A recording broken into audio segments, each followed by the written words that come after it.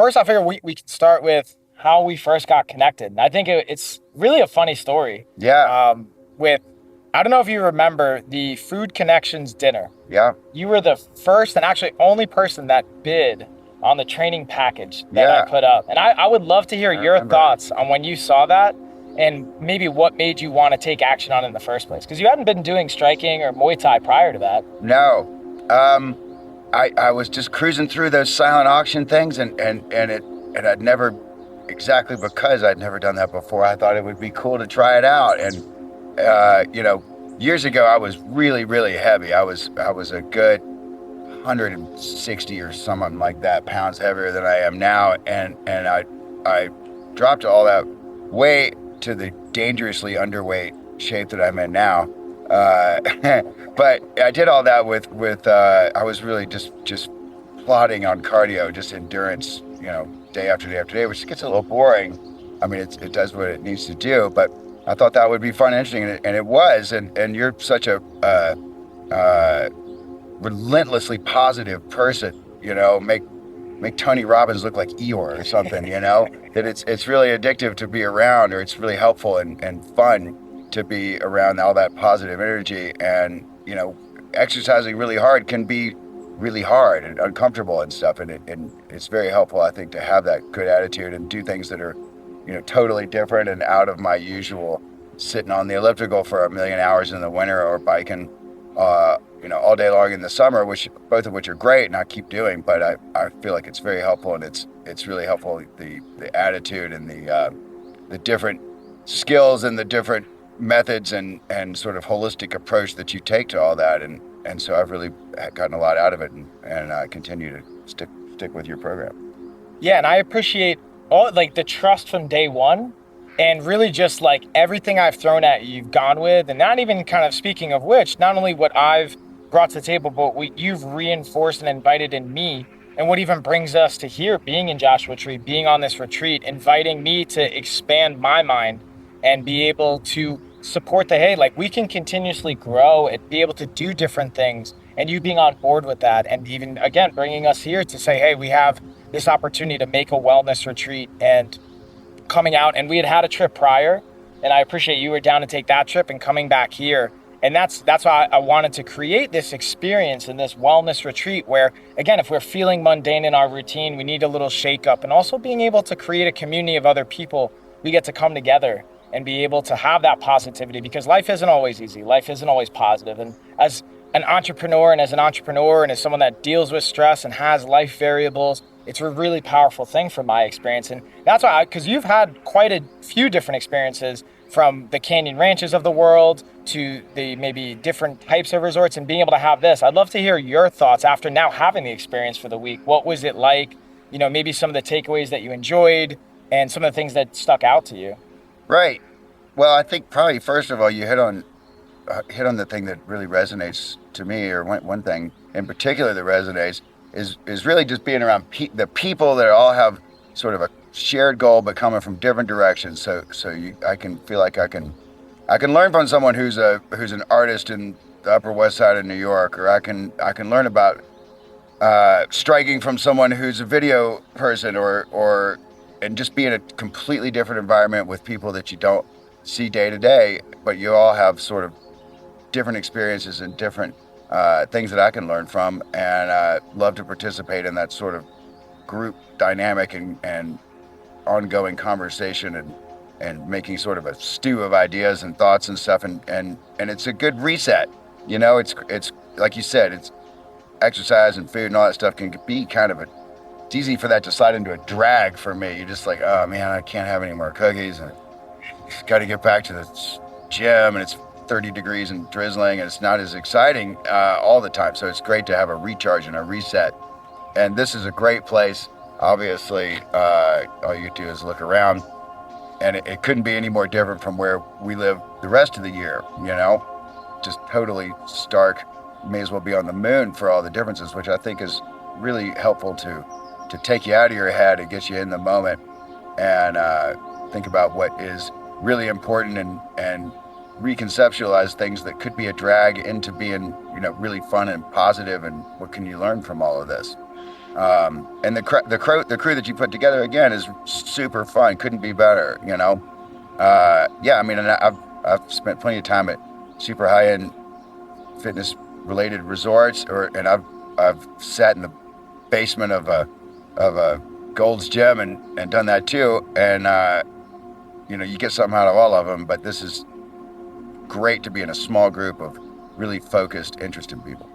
Yeah, and one thing I wonder too, because you have a very busy life, right? You have not only the professional responsibilities, personal responsibilities. I know that's something that resonates with me, and I'm sure people when they watch this, they're like, "Ah, yeah, that sounds great," but I'm too busy. I like, how do you? So I wonder, even in your life, and we've talked about this even in other conversations, creating the time for this, and I wonder how do you do that, honestly? And obviously, that's a very deep conversation, but even in the more condensed version of it, how does that work in your life? And even would you recommend people do that? Because maybe that's not for everyone, making the time to do things like this. Yeah, you know, I think if I don't make some time to do a reset like this, I'll suffer in the long run and get it's easy for me to slip into a bad attitude and about work or whatever, and it's just a plot sometimes if I let it get that way. So I feel like it really,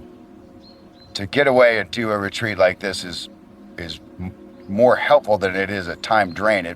It'll make me more effective, you know, as time goes by, and you know, I'll just bounce out and go answer emails and stuff or whatever, do some work here for an hour or two here and there when I need to, and you know, I can get that done really quickly.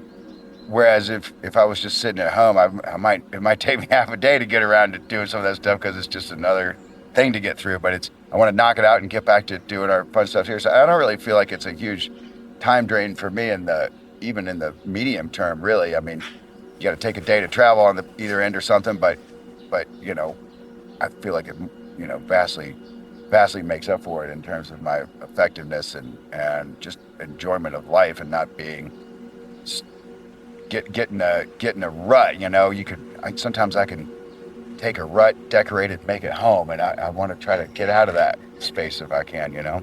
So the point you make of knowing the impact this can have, and that's something I want to invite everyone to realize and think about, is just because we are on a retreat doesn't mean that you have to completely dislike. There is Wi-Fi here, and we do have the opportunity. I go through emails and take care of work, and there is that dynamic of it where it's going to be a different experience for everyone. You can make it what you want, and obviously we have an itinerary, we have structure to it, we have menus, but it doesn't have to be a rigid, this is exactly what we have to do.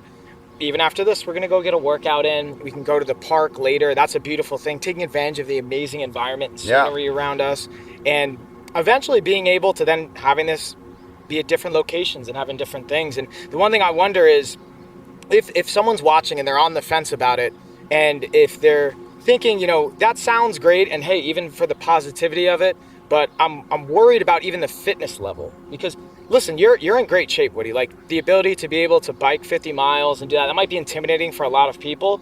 So I wonder, even because at a different point in your journey, you weren't doing that. No. And you were maybe just starting at the basis. So I wonder your thoughts, because I'll speak from the coach perspective. At any level, we will meet you where you're at. We will curate it and customize it to your level of fitness, as also flavor. So if you have any gluten sensitivities, things in the menu, we can adapt. But I wonder from your perspective, not only here, but going through your own journey, inviting upon people, or maybe not, that, hey, do I need to get in shape first before I do this? Or is it okay for me to not be at an elite level of fitness? It's probably much better. Right. I mean, in a way, because you're going to make it fun and challenging, but fun and exciting and interesting and entertaining. You know, I mean, the more elite of an athlete somebody is, you know, the more they probably know what they're doing, you know. Right. I mean, it's probably more helpful if you're kind of starting out or getting going again or something like that. I mean, you know, I think when I was really out of shape, I spent way too much time just by myself, like not really wanting to talk about it with anybody, and quietly sitting in the corner on the elliptical for, you know, hours and hours and hours and hours and hours, thousands of hours probably over years. And I think to me, it would be a much better way to get on a journey or get back on the train with a fun group and with exciting coaches and with the food and all these other things that you can participate in at the level that you want to go at. And I had any number of Oreos this week.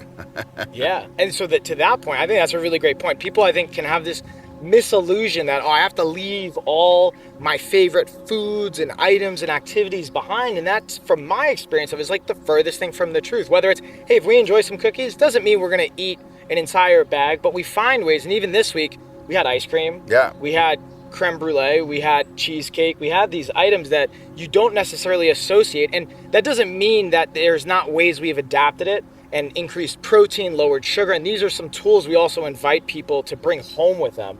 And what we talk about, like, I know you love ice cream, so Yeah. even continuously playing with how do we make it where we can have protein in that, or the different things we work on and the principles that carry what makes it sustainable and also enjoyable. Because if you're miserable, no matter where we are in the world, what retreat we're on, if you're not enjoying it, you're not enjoying the food or the activities, it's not going to work. And even in the day-to-day life. So that's something I wanted to just echo that I'm hearing you say, and that we work a lot on, is being able to enjoy the food, enjoy the training as much as possible, and being able to reestablish our relationship to those things and our habits as well. Yeah, really, the food program that your group has put together is paramount. Really, I mean, to have a great meal that is satisfying and nutritious and gonna fuel you up so you don't feel like you're dying after you get into a workout or just through the day. I think that's probably 50% of the dealers. I mean, it's a huge component of the overall, just of like your whole life in general. Really, I don't think about it a lot of the time. Honestly, I don't really want to think about it. Sometimes it's great to bring that out and to have it not be just about denial. Just don't eat that Ben and Jerry's or whatever. And sometimes it's easy to drift into that way of thinking about it. And I feel like the way you put this together, the food program together, is tremendously helpful. I appreciate that. And honestly, I appreciate you taking the time as well. And speaking of which, I know we're going to get a workout in, so we're probably going to hydrate and then get ready to kick some butt and be able to just keep the fun coming home. And Yeah. we'll see you guys next year, hopefully, too. Right on. Yeah, Woody. Looking forward to it. Likewise.